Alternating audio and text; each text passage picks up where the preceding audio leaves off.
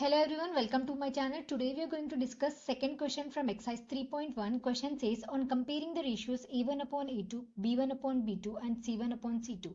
Find out whether the lines representing the following pairs of linear equations intersect at a point or parallel or coincident. So linear equations given है, हमें compare करना है उनके ratios का a1 upon a2, b1 upon b2 and c1 upon c2. Introduction में हमने discuss किया था जब a1 upon a2 और b1 upon b2 दोनों एक दूसरे के इक्वल नहीं होते हैं, इस कंडीशन में हमारे लाइंस आएंगे इंटरसेक्टिंग लाइंस, यानी इंटरसेक्ट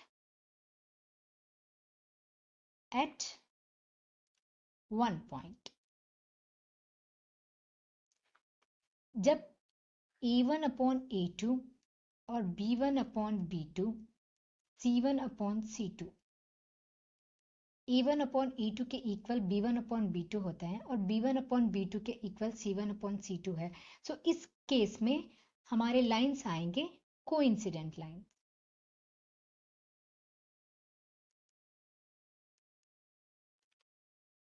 जब a1 upon a2 b1 upon b2 के इक्वल होता है, लेकिन b1 upon b2 c1 upon c2 के इक्वल नहीं होता, इस केस में हमारे लाइंस आएंगे parallel lines.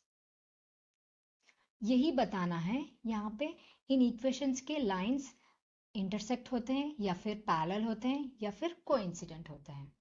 First part is 5x minus 4y plus 8 is equals to 0. 7x plus 6y minus 9 is equals to 0.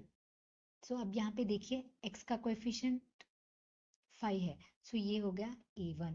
a1 is equals to 5. b1 is equals to minus 4. y का coefficient b1. c1 constant है. c1 is equals to 8. a2 is equals to 7. Coefficient of x. b2 is equals to coefficient of y c. c2 is equals to constant term minus 9. अब check करेंगे lines intersect होते हैं या फिर coincident होते हैं या फिर पैरेलल होते हैं. सो यहाँ पे देखिए a1 upon a2. a1 is 5, a2 is 7. b1 is minus 4, b2 is 6. c1 is 8, c2 is minus 9. सो यहाँ पे देखिए 2 2 जा 4, 2 3 जा 6. सो यहाँ पे देखिए 5 upon 7 is not equal to minus 2 upon 3. सो ये क्या हो गया a1 upon a2. therefore a1 upon a2 is not equal to b1 upon b2. तो लाइंस क्या होते हैं, इंटरसेक्ट होते हैं. Intersect at one point. Second part is 9x plus 3y plus 12 is equals to 0. 18x plus 6y plus 24 is equals to 0. So यहाँ पे देखिए a1 is 9 coefficient of x, b1 is 3 coefficient of y, c1 is constant term that is 12, a2 is coefficient of x that is 18, b2 is coefficient of y that is 6, c2 is constant term that is 24. सो अब check करेंगे a1 upon a2 9 upon 18, b1 upon b2 3 upon 6, c1 upon c2 12 upon 24.